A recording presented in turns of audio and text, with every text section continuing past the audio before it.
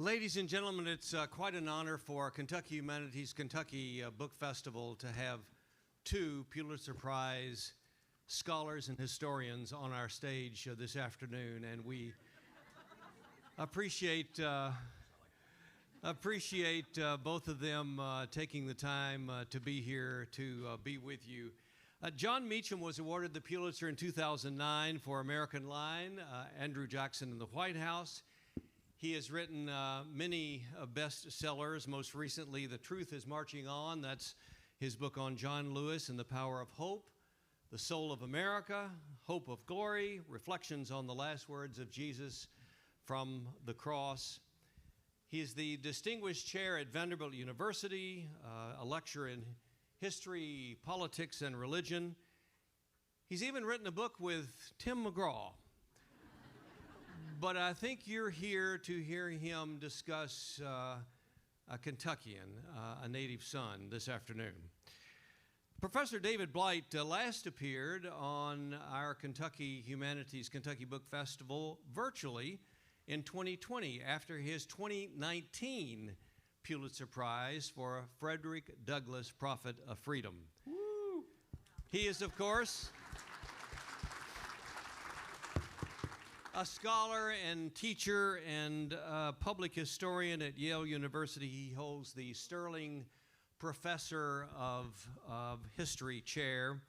And he's also, if you delve deeply into his biography, you find that he's done quite a bit of work on another Kentuckian that we all love, Robert Penn Warren. And maybe we can get him to mention Robert Penn Warren along with Abraham Lincoln. Do you think those two will fit? Ladies and gentlemen, David Blight and Jon Meacham.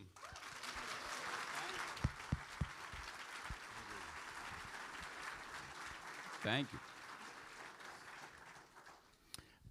Oh, all my notes are gone, These John. guys from Yale. It's all over. You'll notice the Vanderbilt people don't drop things.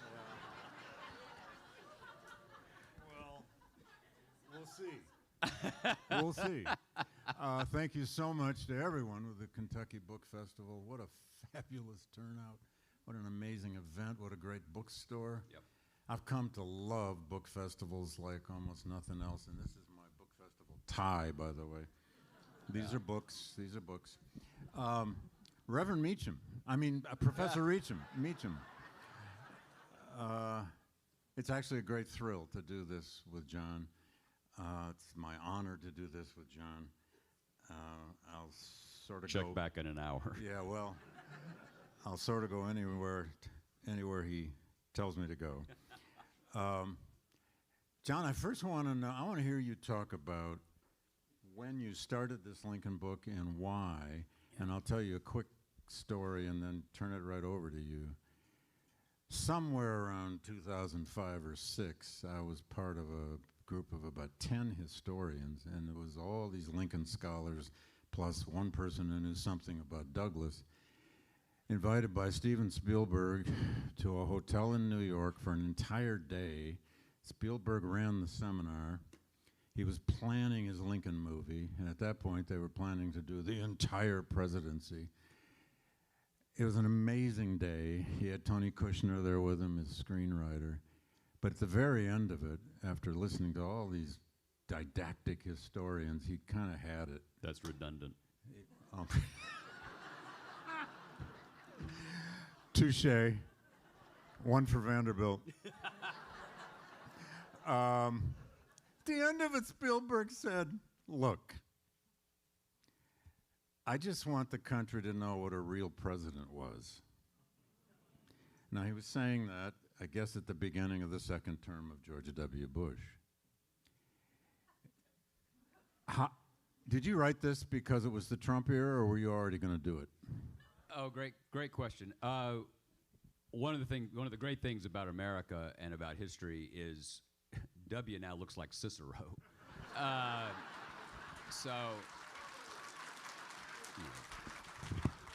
Which he will tell you. I don't look so bad. First time I met W was he was governor, and I'm in Tennessee, and sorry, and we were in the governor's mansion, And he showed me a picture of Sam Houston. I said, Governor, if it weren't for Tennessee, y'all'd still be part of Spain. He went, that's pretty funny, asshole. Anyway, what was the question? Oh, yeah. Partly, yes. Partly, yes. Trumpism and Lincoln. Trumpism and Lincoln. Look, our late friend who we just lost, David McCullough, once said that if you can't find the exact book you want to read, you should write it. And as I'd just come through writing about John Lewis, whom I was honored to call a friend, and which I was always going to do, but pancreatic cancer hastened that. I wanted to spend his last months talking to him. And what was clear to me was that I wanted to know why Lincoln had done what he did, not just how.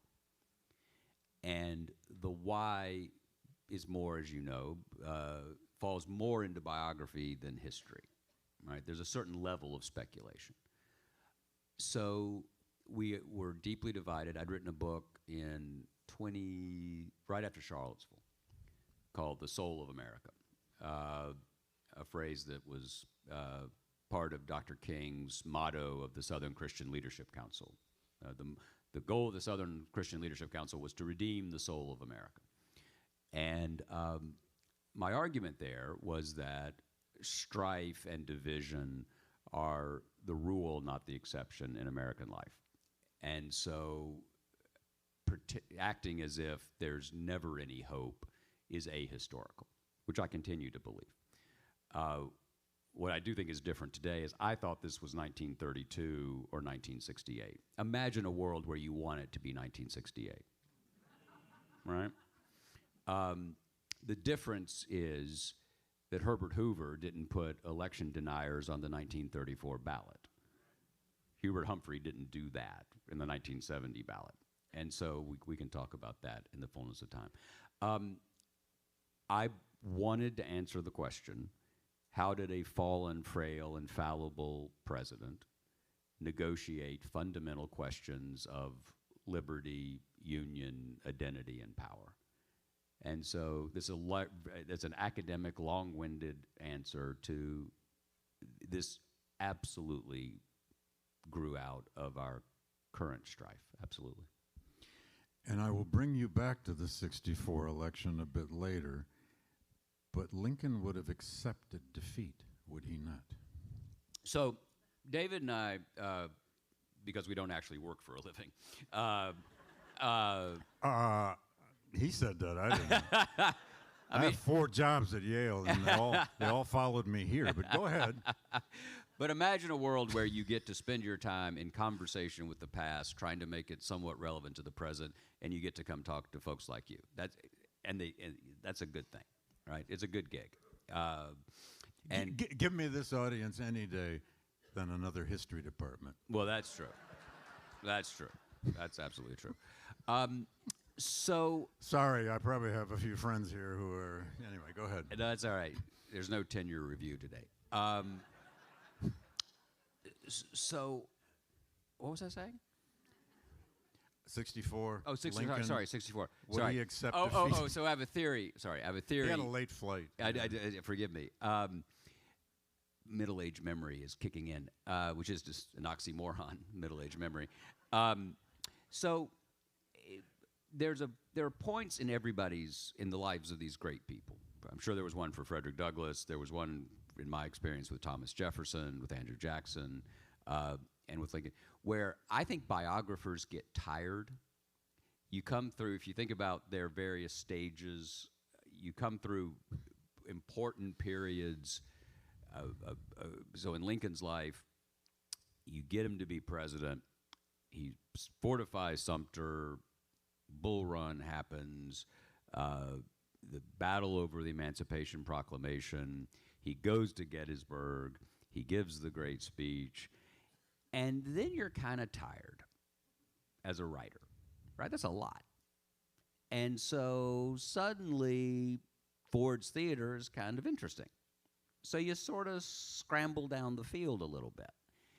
The 1864 presidential election is arguably one of the great not arguably, is inarguably one of the great inflection points in American history. The fact that it occurred, think about that.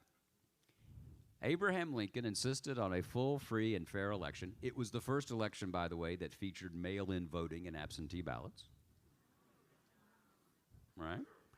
He insisted that Democratic soldiers, if they had to be allowed to leave the army to go home to vote, they should be allowed to go to vote, not just Republicans. And, as David says, he was willing to accept the result and wrote what was called the Blind Memorandum. And I think the middle of August 1864 is its own Netflix series, right? He thinks he's going to lose. The Copperhead interest, the white, the white Democratic interest in the South and the North, was not happy. In 1862, I suspect if you're here on a Saturday, I kind of maybe guess where your political interests are. And the other thing is, y'all probably watch too much cable news, right? This is actually an intervention, right? Your children are worried, aren't they? Right? They're like, we'll give you an extra tote bag if you'll stop watching MSNBC, right? Let's just be honest. Admitting powerlessness is the first step. All right. So, Lincoln lost the 62 and 63 off-year elections, broadly put. He lost functional majority control of the House and the governorships of New Jersey and New York, which in that era were kind of like the Virginia governorship. You know, it sort of has an outsized importance because it's the first election after another. So he was not in a great political place. And that doesn't fit the narrative, right? I mean, Lincoln is sort of, he comes out of your Commonwealth, you know, there's a bunch of debates with Stephen Douglas, he becomes president, he emancipates, and then he goes to the theater, right? That's kind of the popular view.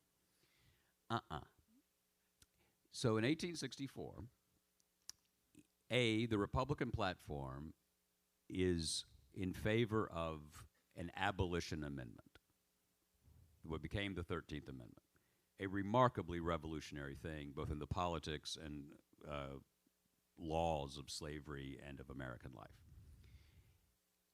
He is also the author of what was called, I'm going to dork you out here for a minute, the Niagara Declaration. There's something you haven't heard of, I'm willing to bet. The Niagara Declaration was the assertion by the administration that emancipation would not be on the table in any peace talks with the Confederacy. And Lincoln was under immense pressure from the chairman of the Republican National Committee, who was also the editor and publisher of the New York Times, to tell you how long ago this was, to rescind it, to put emancipation on the table. And he comes down. Raymond leads a delegation down. It's about the 20th of August, 1864. He says, you're going to lose if you don't remove emancipation as a question. And a President George McClellan and a President Lincoln, who had rescinded the emancipation requirements, likely, I believe, and David has forgotten more about this than I know. By the way, being with David Blight is like dork heroin, right? I mean, this is just great. This is great. Don't wave your hand at me. And Lincoln, in one of his, I think there are three moments where a political man would have done something different, but a moral man did what Lincoln did. He refused to rescind emancipation. He said, I cannot ask men act on incentive, and I cannot ask black men under arms. He had just met with Douglas to... At Lincoln's invitation this time. I felt big there. Yeah, I felt big there. Right. It's a sign of the tragedy and somewhat the glory of American history, both, that Frederick Douglass, because Abraham Lincoln greeted him as an equal, used to give lectures about that. That was the speech, because it was so remarkable. And that's not to celebrate Abraham Lincoln as an egalitarian. That's to say that's how bad things were. That to grip a man's hand and treat him as an equal was notable, right? So the Republicans come to him. They say give up emancipation. He says no.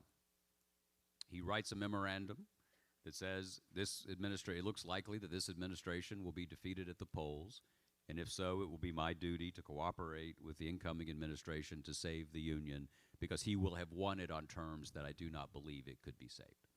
By which he meant he wanted to be part of negotiations with McClellan.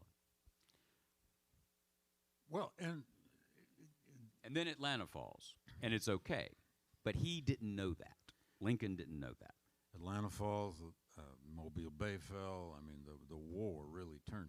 But one of the reasons that election is so pivotal, and you say it in your book as well, is because the Democrats had the wedge issue of all time. We talked today about a lot of wedge issues. They stamped Lincoln as the candidate of emancipation. He was now, the Republican Party was the embodiment of black freedom, and they ran the most, I always tell my students, the Democrats ran the most racist campaign in American history until the next one, because 68 was even worse. Yeah. It was, far be it from me to ever edit David. The only thing I would say is that he wasn't just the candidate of emancipation, he was the candidate of egalitarianism. Yeah, all right. Right? Yeah. So because it was interpreted as racial equality is the next step. It's going to come immediately. Right. And that's how they portrayed Lincoln. Right. He was going to make everybody marry white people. Miscegenation. Miscegenation. Miscegenation was an anonymous pamphlet written by Democratic newspaper people in New York that said Lincoln was about to encourage intermarriage. It was all going to... We were all going to be, God help us, an integrated society that actually liked each other based on our character and not our skin. Right? That was a wedge issue. And I think that what's important about 64 is, and it then sheds light on something that I don't think we fully appreciate, which is emancipation was a minority position in the country, right? Lincoln wins 39% of the vote. And what I'm about to say is not to glorify this son of Kentucky for you all, but it is to put him in context. And the context is he was remarkably consistently anti-slavery. We have friends and colleagues who argue, and in fact they argued in real time, that Lincoln grew in office. The translation of growing in office is you come to agree with me, right? That's what that means when people say that. Horace Greeley said he was essentially a growing man. There are scholars in our time who see Lincoln as sort of moving from a racist position to more of an egalitarian one, and that he was pulled along by Frederick Douglass and others to do that. Without totally disagreeing with the thesis, I will say, I don't think Lincoln changed his opinions or grew in that sense. I think he rose to the occasion. And that's different. That's different. Because his anti-slavery positions were not particularly good politics. And you remember, we always have to remember, every abolitionist in America was anti-slavery, but not every anti-slavery person was an abolitionist. And not every anti-slavery person was an egalitarian. In fact, very, very few were. So to be against slavery was not to be for an egalitarian future. It was not to be for the beloved community of John Lewis and Martin Luther King. And we don't do ourselves any favors by mashing all this together. What we have to do is pull it apart, see what they got right, what they got wrong, not just to condemn them, but to my view, the moral utility of history is not to look down on the past condescendingly or look up at it overly admiringly, but to look it in the eye. so that when we look in the mirror, we'll see what are we getting wrong. If the best people in the past could get something so fundamentally wrong as human rights, what are we doing? How much time you got, right? So his anti-slavery position began here. And I ground it in his parents were members of Emancipation Baptist churches in Kentucky at the turn of the 19th century. Now, I grew up not far from here, and I will say this with all respect. How many white anti-slavery Baptists could there have been in Kentucky? It has to be in the high 2 digits. But 2 of them were Thomas Lincoln and his wife, and Nancy Hanks. And they weren't, I'm not trying to turn the Lincoln parents into William Wilberforce. I'm not rebaptizing them. He was a white farmer. An aristocracy of race was in fact was bad for him economically and culturally. But there was this moral element, and I believe that's important. Okay, my next 2 questions. The first one, I want you to answer fairly quickly. The second one, no. The second one, I'm going to give you a lot of time. I'm going to give you both questions. First, why'd you start the book with the second inaugural? Second question, there are many threads in your book, but it's essentially a moral, spiritual biography of this great politician at the same time who practices statecraft. So I want you to, with the second question, to dive into this question. What is Lincoln's faith? How do we know? What forms does it take? But why'd you start the book with the second inaugural? Started the book with the second inaugural because it's the most profoundly and explicitly theological utterance ever made by an American president. And Bingo. That's what I thought you'd say. Okay, good. That's great.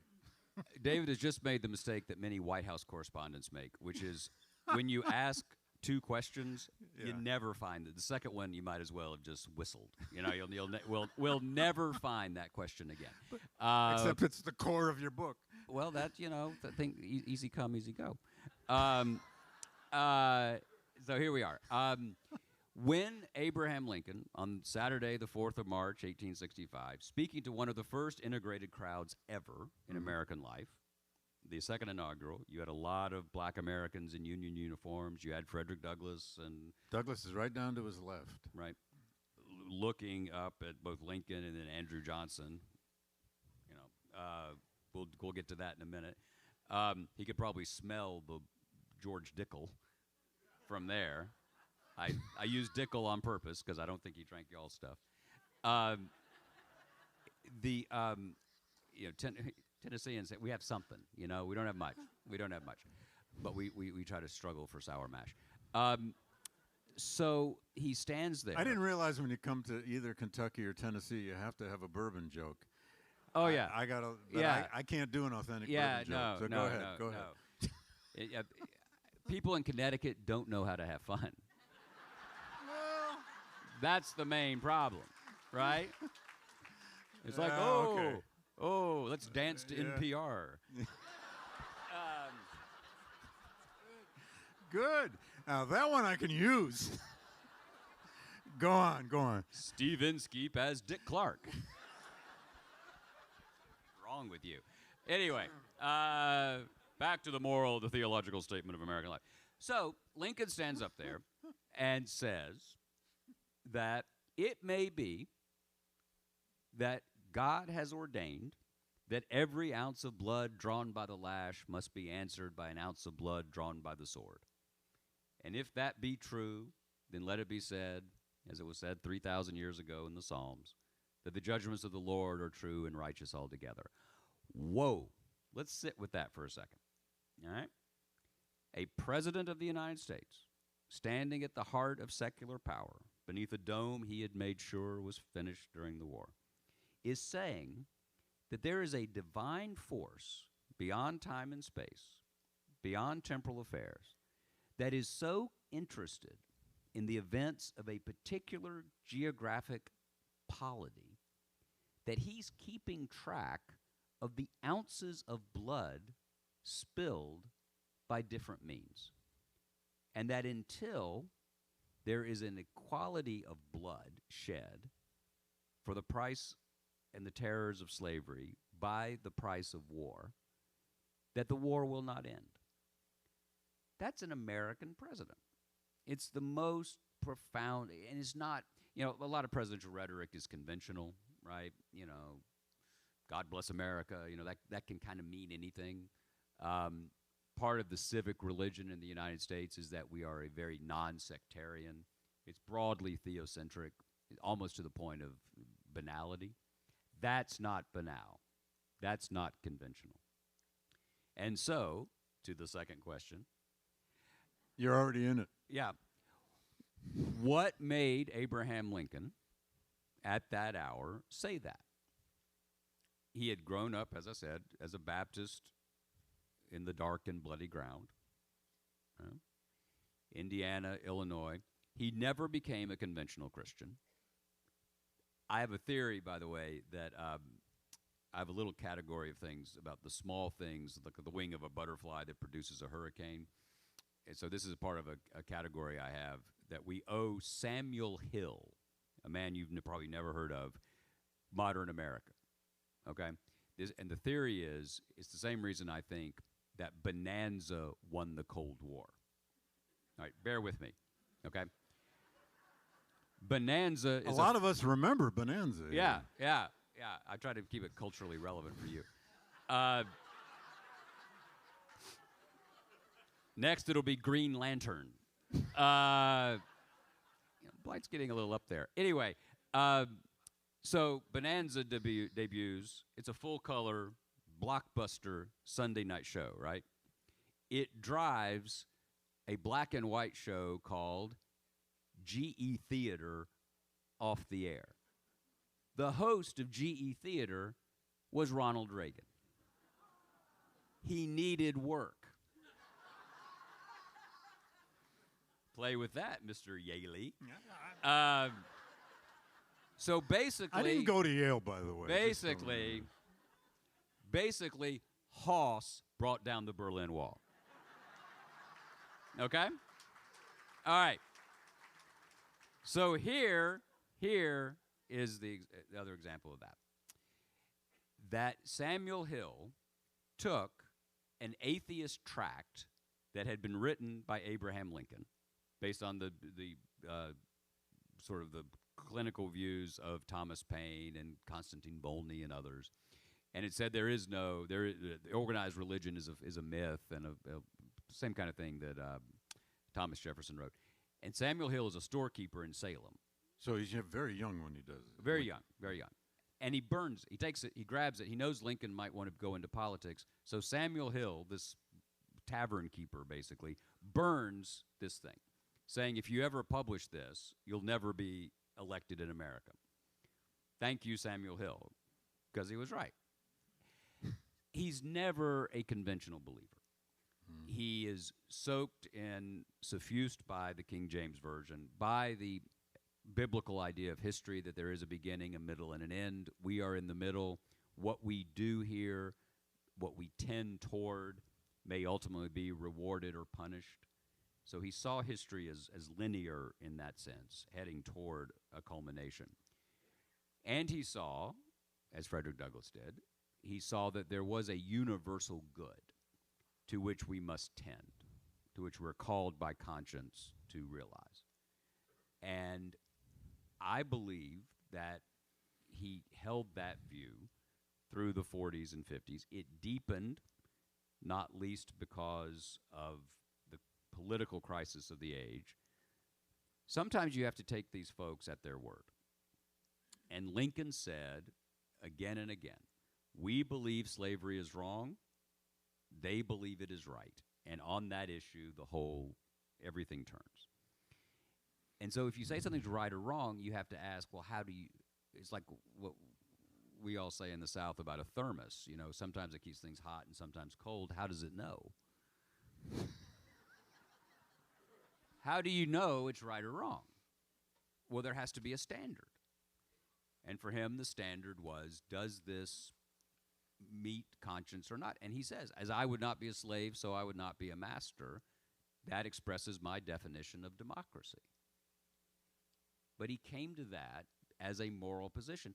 And the anti-slave, very early. So he was part of the anti-slavery denominations. We believe he may have seen enslaved people being traded, being transferred. He clearly encountered slavery in New Orleans as a young man.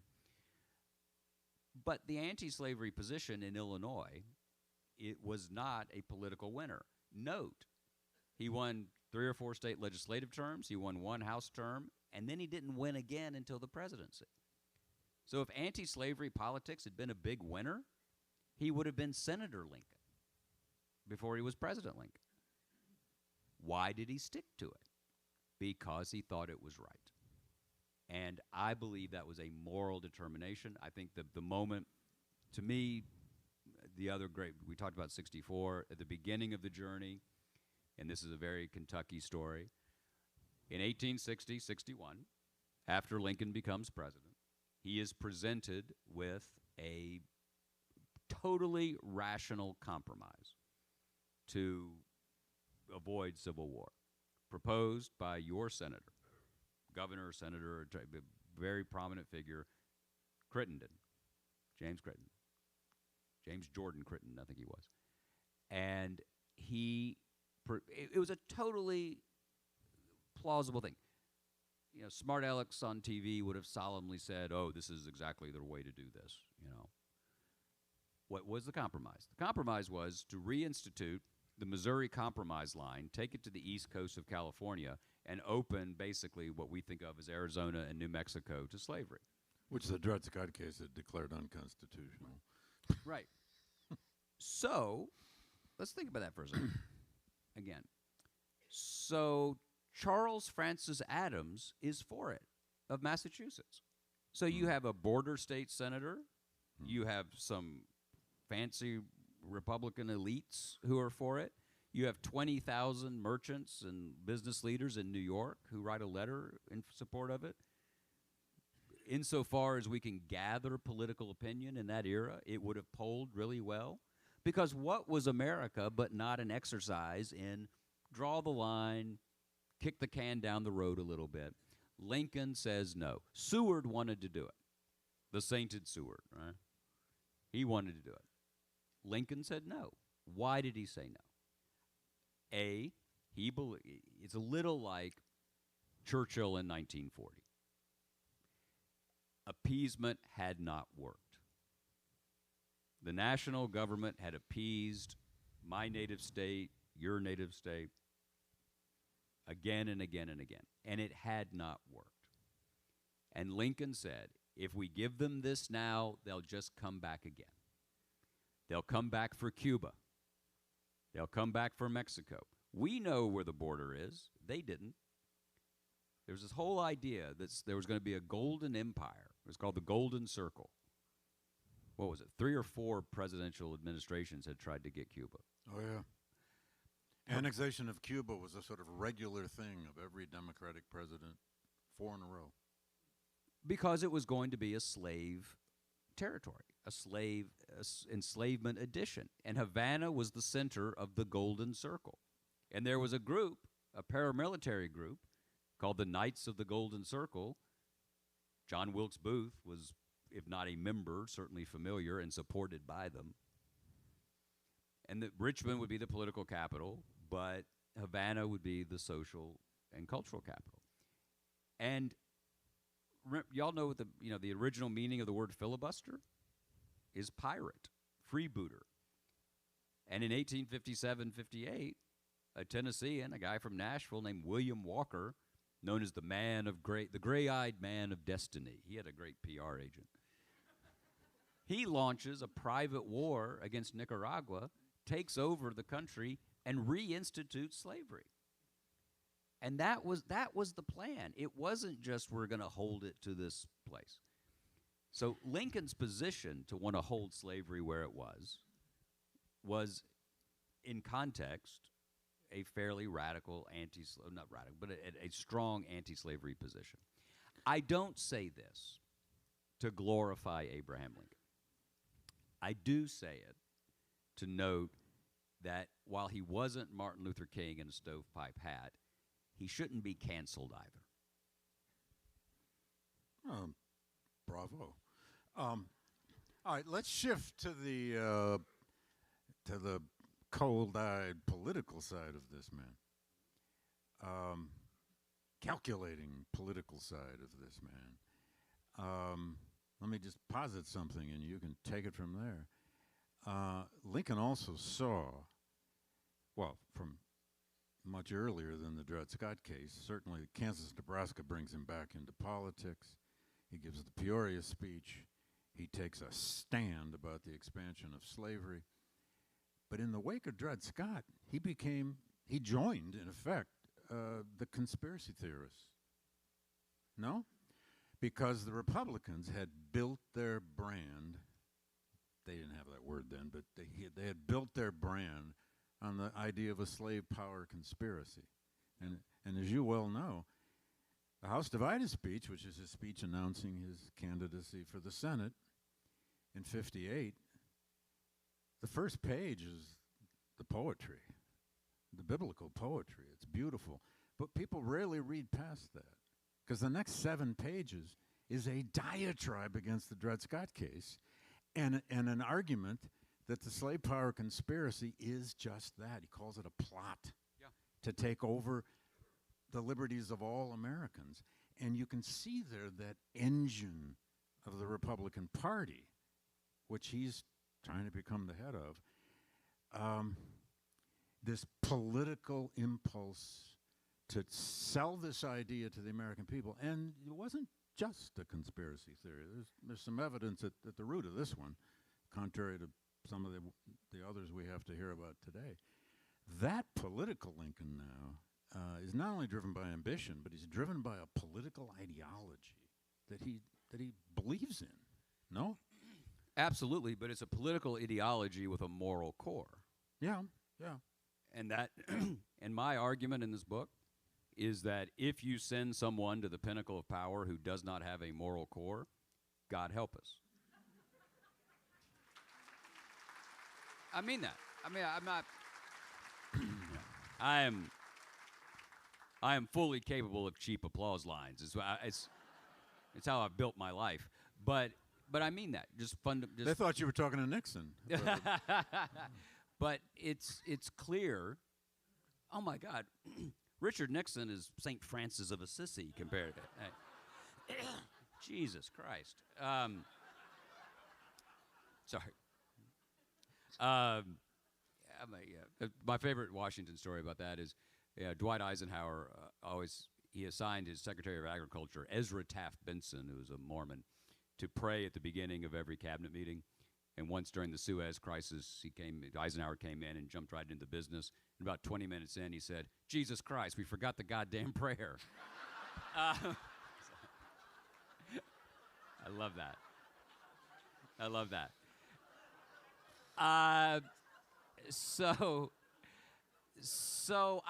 Yes, he was as a teacher, he'd never get through the syllabus. No. You know what I mean? Never in any danger of that. No, sometimes you have to take people at their word. And basically, I think the white South wanted to expand slavery, defend it, well into the 20th century. And I think Lincoln wanted to stop it. And I think that was the driving issue of that time. If it hadn't been, he would have taken some of these compromises. Yeah. As would other Republicans. They had laid down a track record by then of what some of us have come to. So your man, Frederick Douglass, said, it's a great line, I'm going to mangle it slightly. When Lincoln won, Douglass, approving that Lincoln was not taking the Crittenden Compromise, said, "We've been dictated to from the haughty lips of the slave power for generations." Well, and he went on to say, "I am not in 60-61, Frederick Douglass was still not completely comfortable with the Republican Party, but he said he was glad to have anti-slavery tendencies elected to the presidency, because that was a radical change in American politics. All American presidents until Lincoln, as you well know, except two Adamses, were pro-slavery. Yeah. And Northerners and Southerners. yeah, it was, and there's this notion that, and again, not to celebrate, and not by any means. You don't want to celebrate tendencies? I like celebrating tendencies, but I don't think. But you know, the reason I say it, no, it's important because That's all right. because it moves into the same kind of dynamic that Lincoln faced, right? Mm-hmm. Where Lincoln was being hit from what we would call the left. Mm-hmm. William Lloyd Garrison.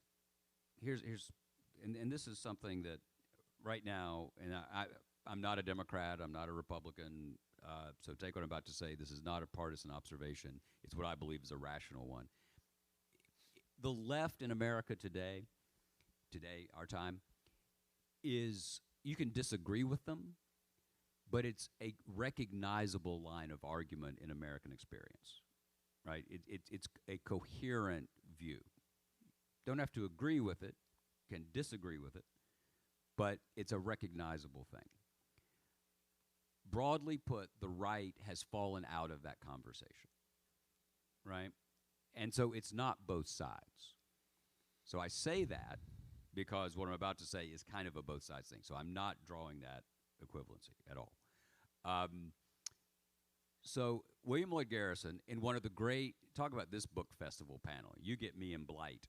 If you had been in Massachusetts in 1852 on the 4th of July, you would have gotten a program that was William Lloyd Garrison, Sojourner Truth, and Henry David Thoreau. That's an event. We're like the two old guys in the Muppet balcony. So what does Garrison do? Garrison takes the Fugitive Slave Act of 1850, he takes the Constitution, and he burns them in a fire pit. And he says that the Constitution is an agreement with hell and a covenant with death. And that Garrison, the right thing to do is not, for if you're a true abolitionist, you should not enable this racist, evil order of constitutional reform. And David Blight, in Prophet of Freedom, which everyone must, if you haven't already got, go get immediately, points out that it was Frederick Douglass who said, I don't want union with slave holding, but union with slave holders that's part of the reform here.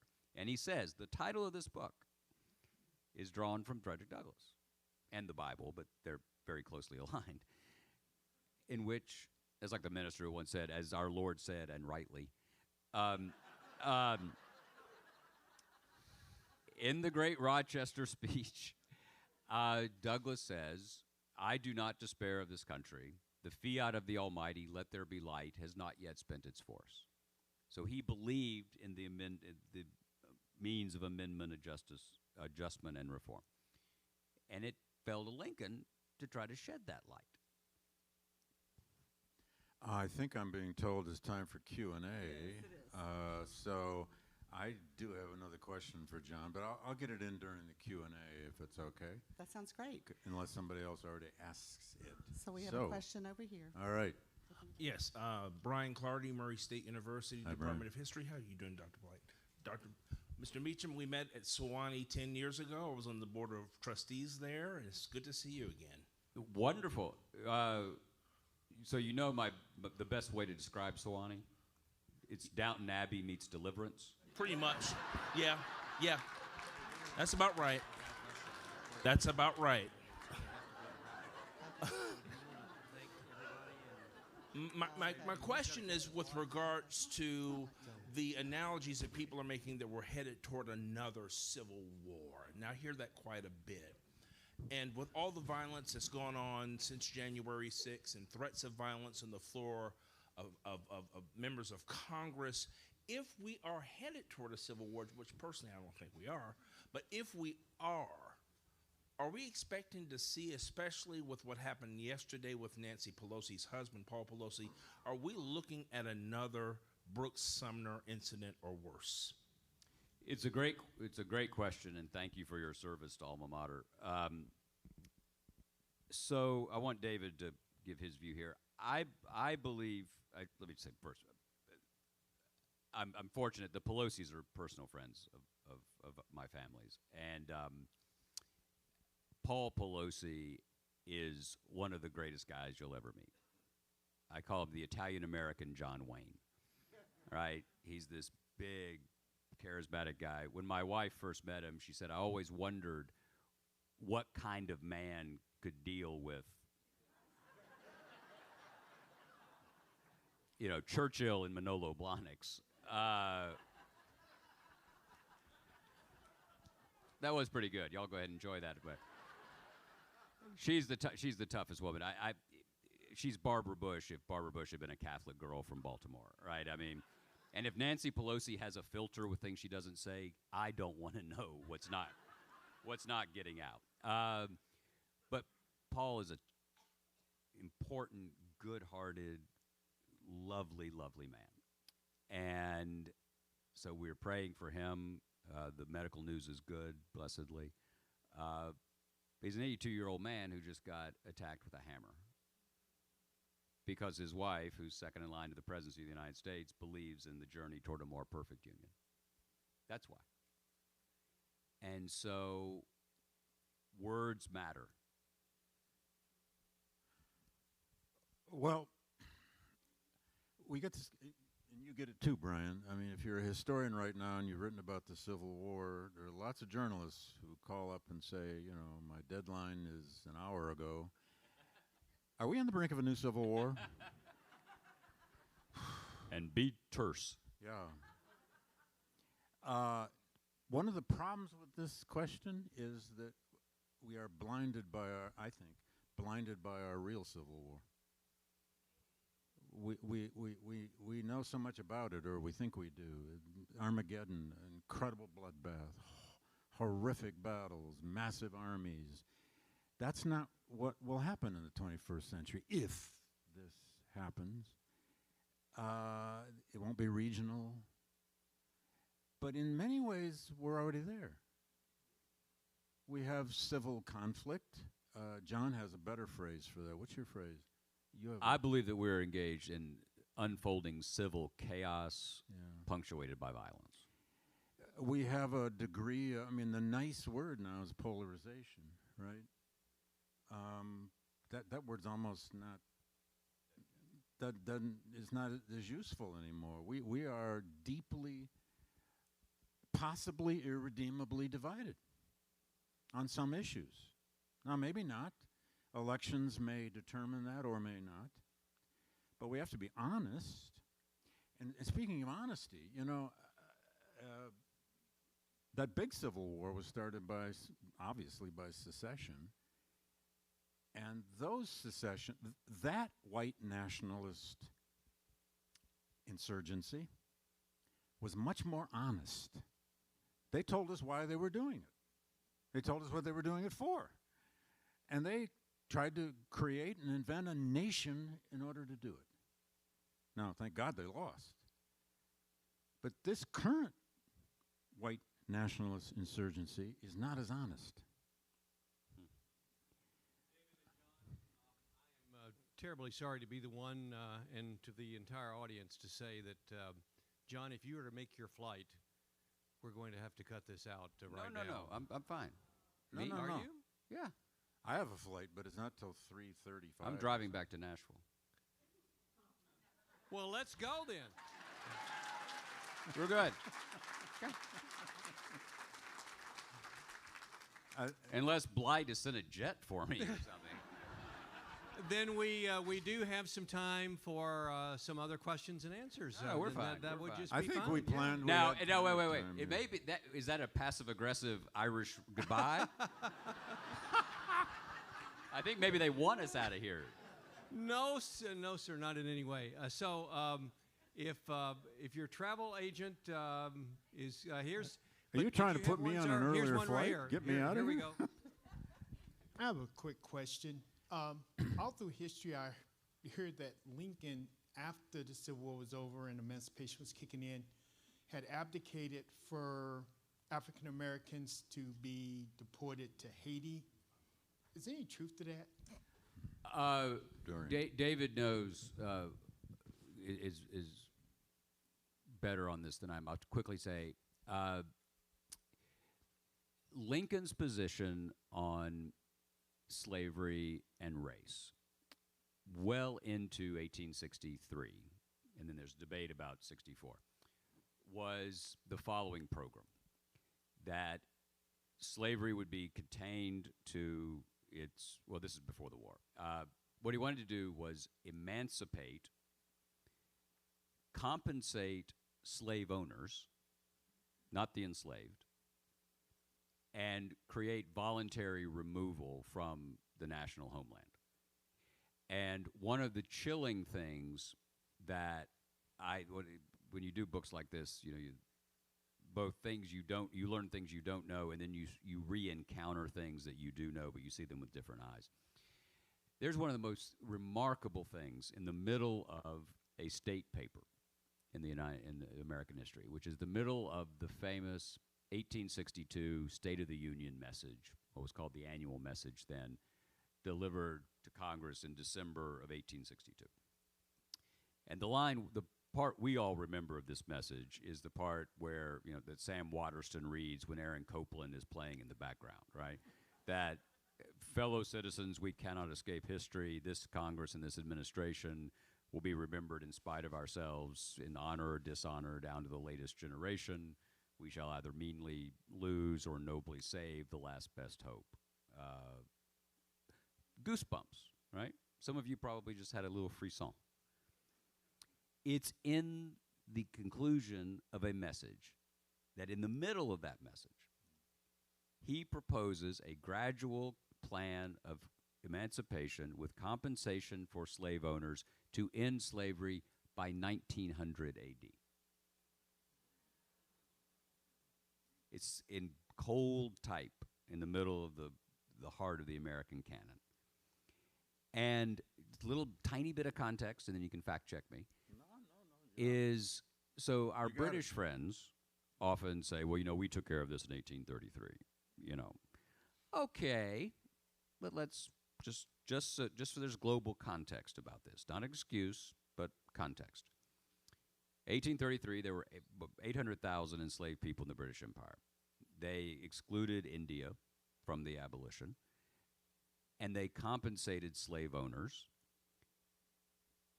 to the tune of 40% of their annual expenditures as an entire imperial government in 1833. And that financial instrument that financed reparations to the owners was paid off in 2015. That's not to say, look at us. We did immediate military-driven emancipation. It is to say that those were the models floating around.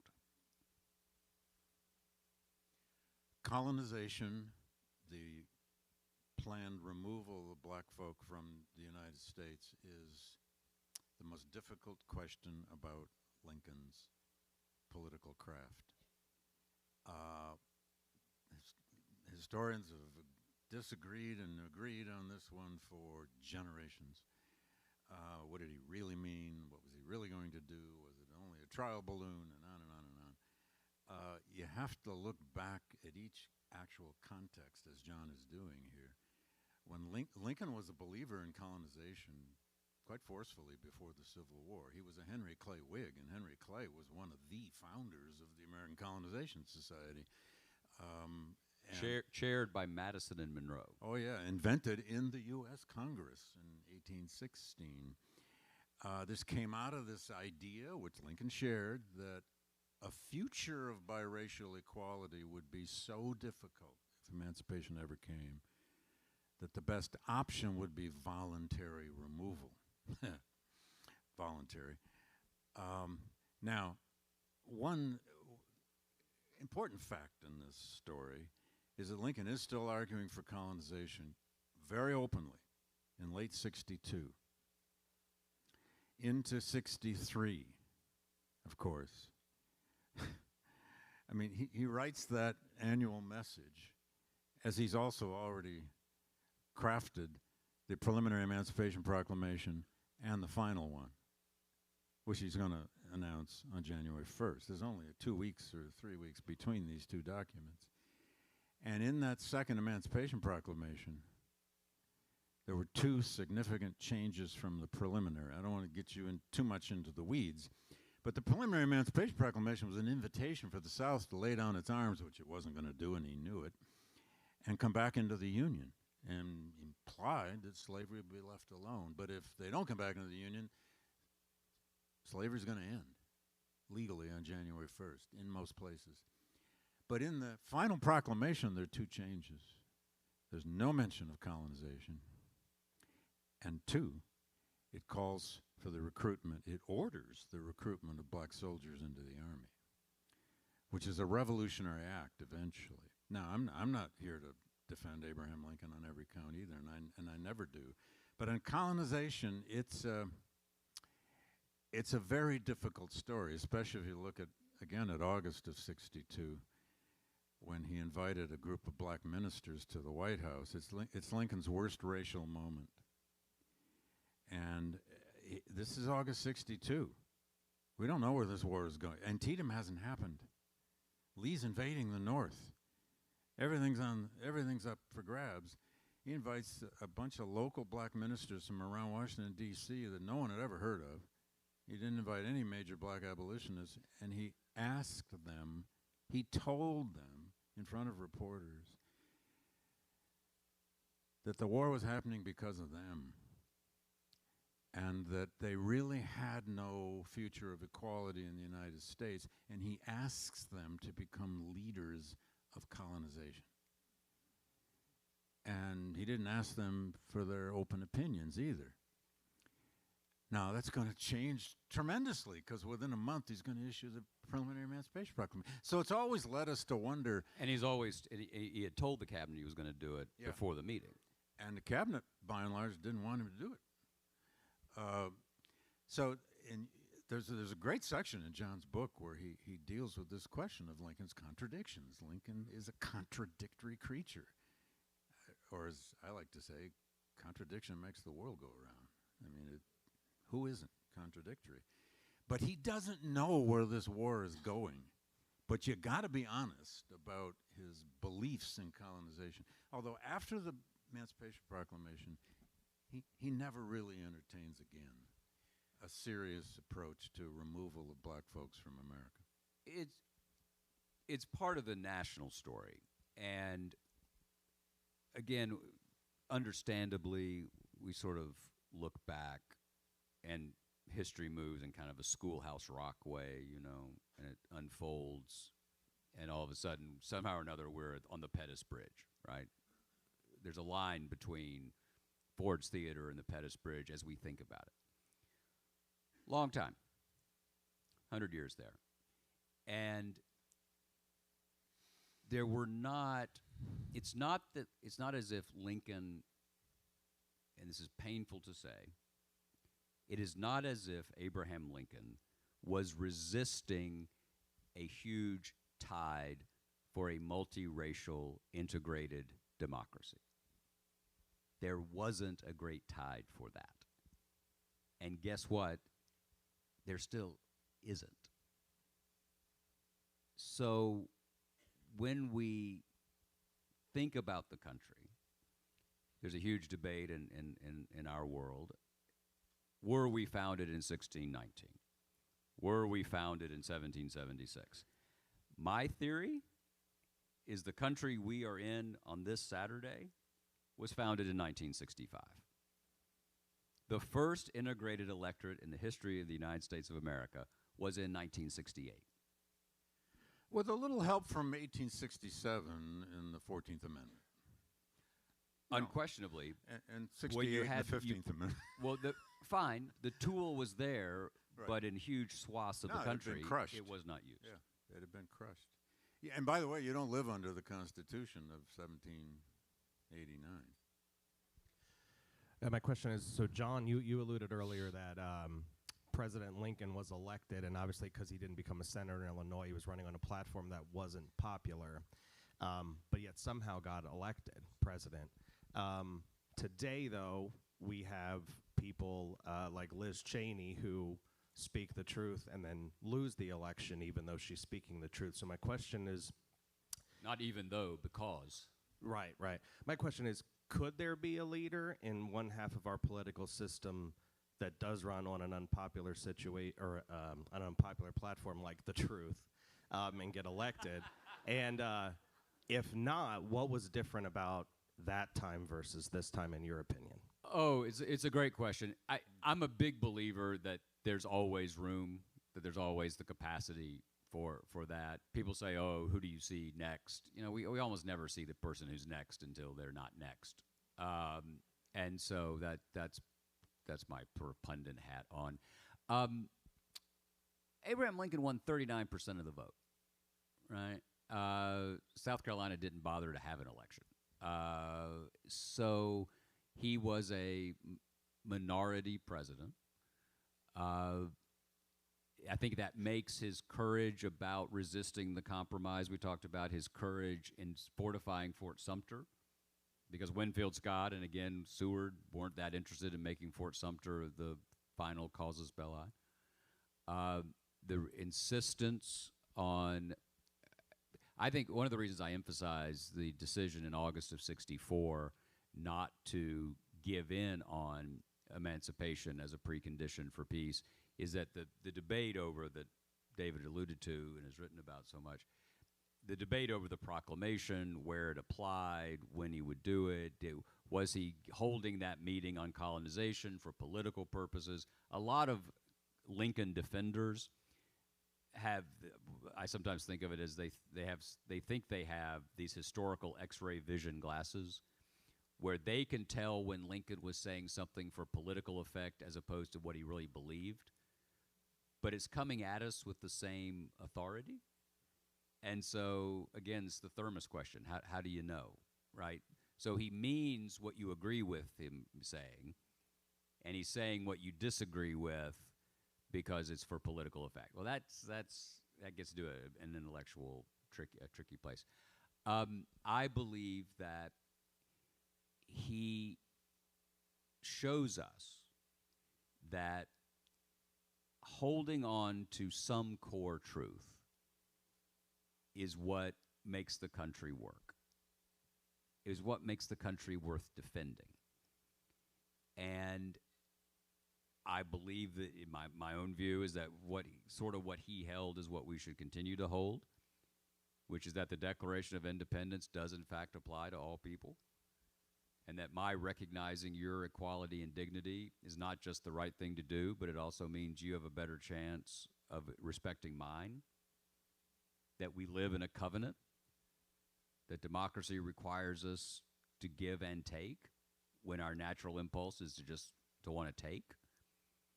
And if we don't see each other as neighbors as opposed to rivals, it doesn't work.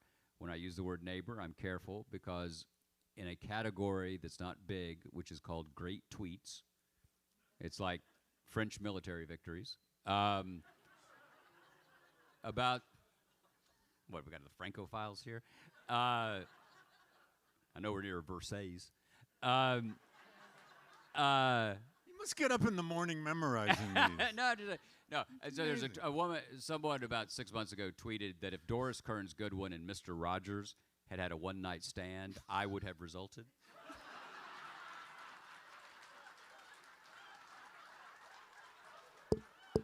I liked it. I thought it was great. Doris was kind of pissed off. She called, swear to God, she said, couldn't Mr. Rogers and I have fallen in love and you were the fruit of our union? I said, no, sweetie. He picked you up in the C-SPAN bar.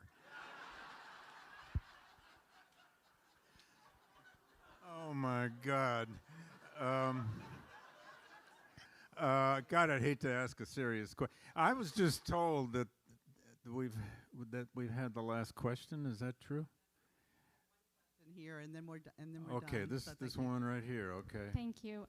My question's a little deviant or different from politics. We like deviant questions. Deviant. All right. Well, I'm nervous. That my would- goodness. That would not fit in with this conversation. This is, yeah. I brought my children here because I think it's important. And now you're going to explain what I know, deviant it's- means. On the It's going way to be our home. vocabulary word of the week. How old are the kids? They are 9 and 11. And Perfect age to learn deviance. yeah, oh, trust me, they know that one. Go on. I think that I have hope in how we're teaching our children. And I guess I started homeschooling my kids during COVID and have continued. And I think education's a great place maybe to end. And I would love for you as teachers, because I think that is ultimately what you are, if you could comment on how you have changed in teaching through your books and how in the last, how do we teach our children in this age of difficult times? Yep. That is what I have a quick answer, and then David spends a lot of time helping other teachers, and I want you to talk about your. In fact, where's your button? What's your button say? It says trust the teachers. Trust the teachers. So, I know how to get a cheap applause too. No, it's good. It's good. It's good. So a very. You got to know your base. So I have a very quick story about Vanderbilt. It's the moment that gave me the most hope to your question. So about 2 years ago, I was in a class about probably 200 people, students, and I was a little on the defensive because they'd asked me how we used to make student newspapers. And I said, well, you'd print out and you'd cut and you'd paste the thing. And a young woman raised her hand and said, oh, my God, that's where cut and paste came from. So that was a little sobering. I said, Did you mention a what's- printing press? I No, said, do you know what no, CC means? They said, carbon. I said, we're against carbon. I said, no, not that kind of carbon.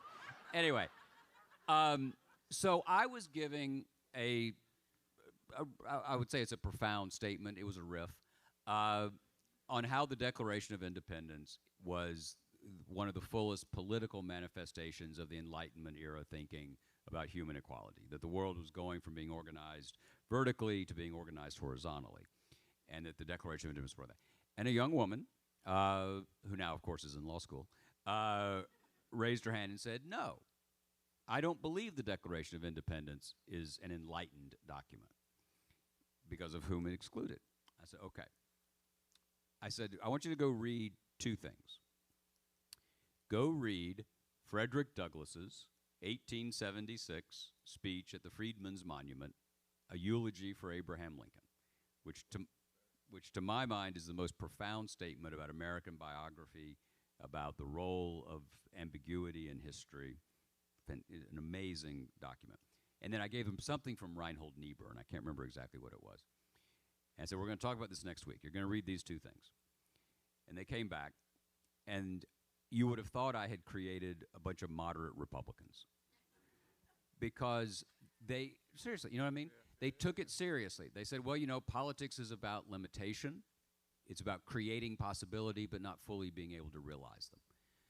And I thought, not just because they agreed with me for that 5 seconds, but I thought, this is hope. They took data, they took different arguments, they weren't dug in to their view, and they were willing to be in conversation about these things.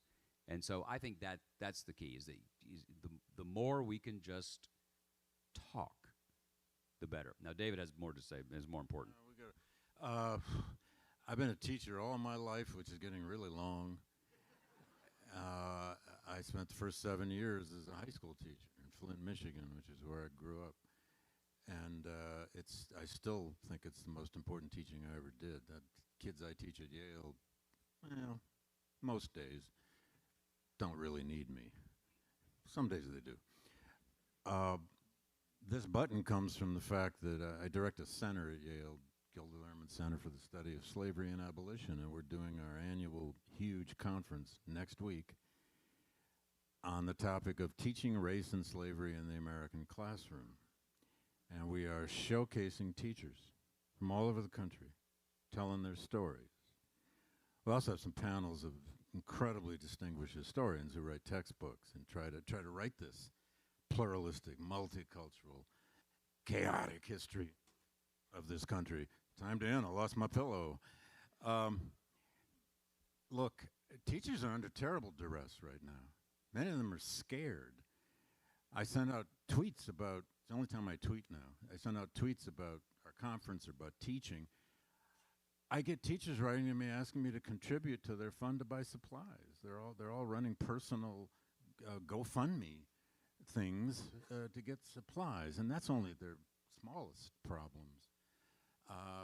We have a major wedge issue in our political culture about how things are taught in the classroom.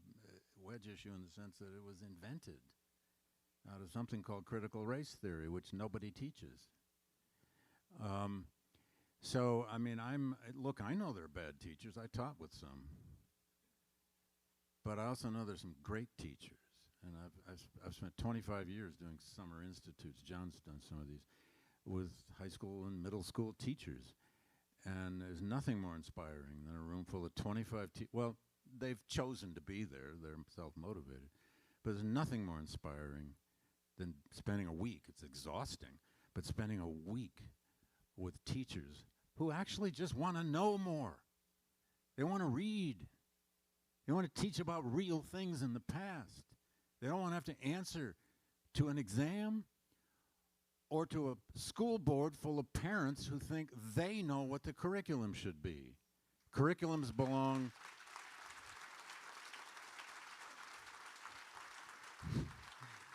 And by the way, I have nothing against parents. Parents are, where would we be? But look, teachers need all the help, all the support, all the backup, and all the knowledge we can help give them. And if you want to go to my email, my website, the Gilder Lehrman Center website, and we're live streaming this conference. We've got hundreds of people signed up.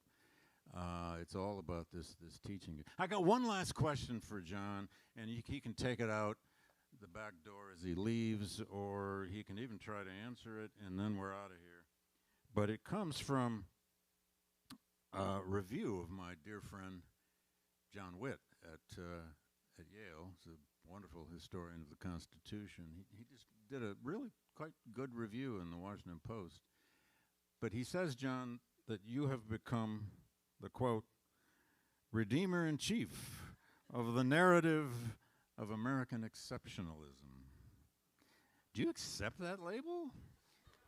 No. I didn't think so. No, I don't. I understand it. I couldn't let him get off, you know. No. I appreciate it. Look, I played a caricature. I understand that. As the Mr. Rogers thing is, I'm kind of kidding, but there's a bit of truth there. I believe that too much is given, much is expected, and I've been incredibly fortunate in my life. I went to wonderful schools, an Episcopal Montessori, which is redundant. Great secondary school, went to Sewanee, which I adore. Changed my life.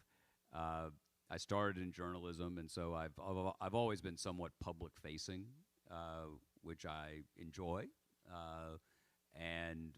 But I believe that there's an obligation there, and so I know that it's easy, and people have done it in the past, to cast me as an establishment figure, sort of a redeemer-in-chief?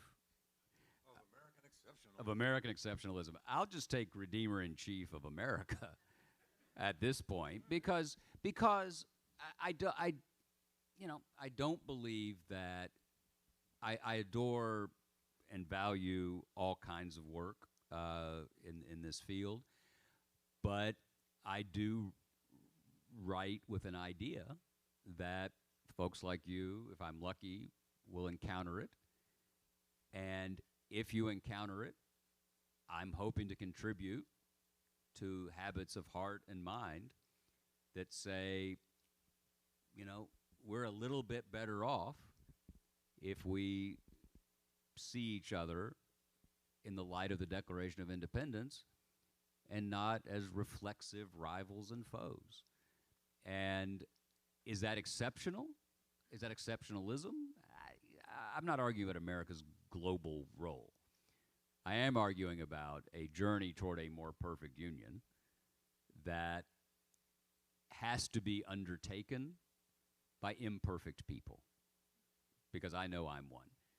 And my argument about American history is that it's not about saints or exceptionalism.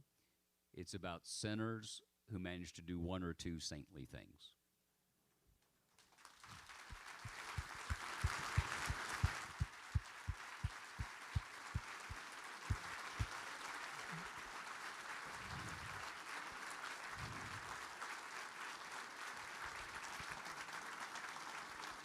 And a very special final thanks to Jon,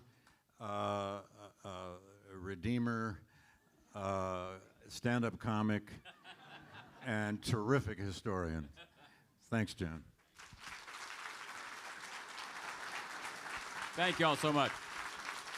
Thanks to David and Jon. And before you leave, one more round of applause. Let me just go out on the limb and say, if you'd like to have them back next year, could you show that by...